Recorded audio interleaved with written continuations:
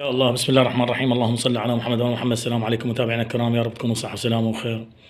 اخواننا المتابعين، اعزائنا المشاهدين، حلقة جديدة من حلقات اخوكم ابو عبد الله حول خلط التفاح الطبيعي. احنا قلنا اكثر من مناسبة، قلنا خلط التفاح الطبيعي يصير باكثر من طريقة، وشرحت انا اكثر من طريقة طبعا على خلط التفاح الطبيعي. اخوان اليوم حلقة خلط التفاح الطبيعي، التفاح الطبيعي المجفف، خلط التفاح الطبيعي المجفف، يعني التفاح نجففه ونسوي خلط. اخوان بالنسبه الخلط التفاح، انا طبعا اعتقد قبل كم يوم نزلت فيديو بخصوص المسابقه. طبعا سويت مسابقه، احد المتابعين اقترح علي هذا الاقتراح بانه نسوي مسابقه عن الخلط الطبيعي. سويت مسابقه والحمد لله والشكر، يعني تلقيت هواي شغلات ايجابيه بخصوص هذه المسابقه. اخوان المسابقه سويناها احنا على مود ندعم اهل المشاريع الصغيره، يعني اللي عندنا هنا بالعراق، او حتى مو بالعراق، حتى لو خارج العراق عندهم مشاريع صغيره يسوون مثل ما جاي يسووا اني، على مود مثل ما يقول يعني هم يستفادون، ينباع التفاح عندهم خلط تفاح، امورهم تتعدل الماديه، واحنا نشجع هاي الشغلات احسن ما واحد يروح بغير طريق. حتى ما نطلع من الموضوع مالنا اخوان، انا بس هاي حبيت اذكركم بالمسابقه حتى تشتركون بها، وان شاء الله المسابقه تختلف، يعني هالمره 250,000، بعدين 500، بعدين مليون. انا قلت لكم نصعد شوي شوي. بالنسبه لهذا التفاح اخوان، نجيب تفاح طازج، يكون التفاح طازج ويكون حجم كبير، يعني اذا قدرتوا تجيبون حجم الكبير احسن، يكون افضل. ليش اخوان؟ لان احنا هذا التفاح نسويه شرايح، طبعا بعد ما غسلناه ونشفناه. شوف هسه هذا ناشف ما بيه مي. ناخذ التفاح نسويه شرايح اخوان. من نسوي شرايح نشره على الشمس لحد ما ييبس، يعني لحد ما يجف.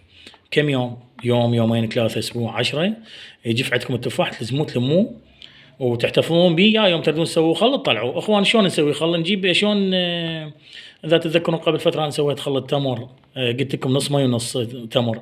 احنا هسه هنا أنا راح نسوي مجفف، لان هذا ما بيه مي، هذا راح نجففه، راح يصير يابس ناشف يعني. نسويه شرايح نشره على الشمس، نجيبه نخليه بدبه او اناء او برميل اي شيء. اخوان الخل اللي يطلع عندكم حسب الكميه، يعني انا هسه بالنسبه لي جايب 3 كيلوات تفاحات. طبعا انا ما اسوي كميات قليله، اسوي 400 كيلو 500 كيلو، لكن هنا للشرح على مود تشوفوه قدامكم. هذا من تخلون نص تفاح ونص مي، المده 45 يوم، 40 يوم، 45. اخوان ورا 40 يوم يصير عندكم الخل حلال ومحلل شرعا. بالنسبه للخمره، تردون تخلون خمره خلوا، ما تردون تخلون خمره تبقى يمكم. بعد ال40 يوم تفتحون الاناء اللي انتم مسوين به خل، ذوقون الخل، يعني عجبكم الطعم ماله حامض، يراد له بعد وقت، يعني تقدرون تخلوه فد 10 ايام، بعد 50 يوم، 60 يوم، مو اشكال اخوان. هو بس يعبر ال40 انتهى صار خل. طريقه التصفيه مالته مثل ما كل مره شلون نصفي التفاح، احنا نجيبه نحطه بشاشه نعصره وناخذ الخل. اخوان اللي عنده سؤال استفسار اي شيء، انا هسه بالنسبه لي راح اكمل لكم الفيديو، انا بعدني يعني ما راح انهي، راح اشرحه واشوفكم الشرح شلون تصير. تابعونا.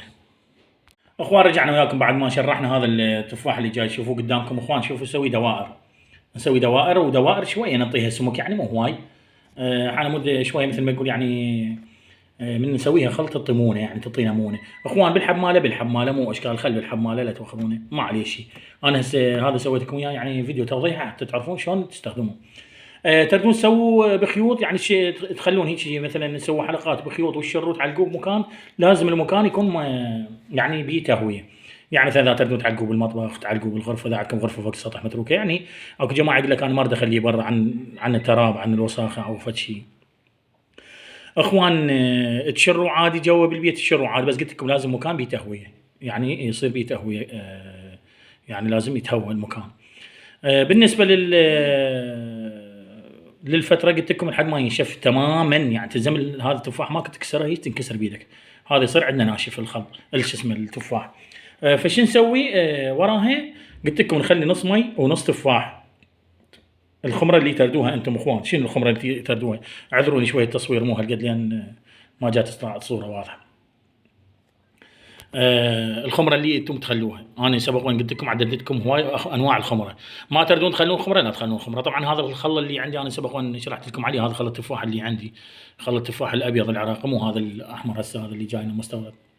هذا من راح نسوي خل 40 يوم، نطبقه نخليه 40 يوم 45 يوم، بعدين نطلع نعصره. انا ان شاء الله بعد 40 يوم راح اطلع لكم اياه، بس يدكم تحتفظون بهذا الفيديو او تشوفوه، واللي عنده تعليق، اللي عنده سؤال استفسار، انا بخدمتكم. ولا تنسون اخوكم ابو عبد الله من الدعاء، واشوفكم على خير ان شاء الله.